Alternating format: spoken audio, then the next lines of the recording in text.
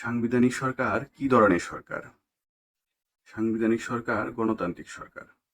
সাংবিধানিক সরকারের কয়েকটি বৈশিষ্ট্য লিখুন। সাংবিধানিক সরকারের বৈশিষ্ট্য হলো নিয়ন্ত্রিত সরকার, ক্ষমতার বন্টন, ক্ষমতার সীমাবদ্ধতা, আইনের শাসন, দায়িত্বশীলতা প্রভৃতি। ব্রিটেনকে আমরা কোন সরকার ব্যবস্থার দেশ বলতে পারি? ব্রিটেনকে আমরা নিয়মতান্ত্রিক বা সাংবিধানিক সরকার ব্যবস্থার দেশ বলতে পারি। সংবিধানের সবচেয়ে উত্তম সংজ্ঞা প্রদান করেছেন কে? সংবিধানের সবচেয়ে উত্তম সংজ্ঞা প্রদান করেছেন অধ্যাপক ফাইনার। অধ্যাপক ফাইনার কর্তৃক সংবিধানের সংজ্ঞাটি লেখো। অধ্যাপক ফাইনার কর্তৃক সংবিধানের সংজ্ঞাটি হলো মৌল রাজনৈতিক প্রতিষ্ঠান সমূহের পদ্ধতিগত রূপই সংবিধান। সংবিধান প্রতিষ্ঠার পদ্ধতি কয়টি? সংবিধান প্রতিষ্ঠার পদ্ধতি 4টি। সংবিধান প্রতিষ্ঠার পদ্ধতিগুলো কি কি?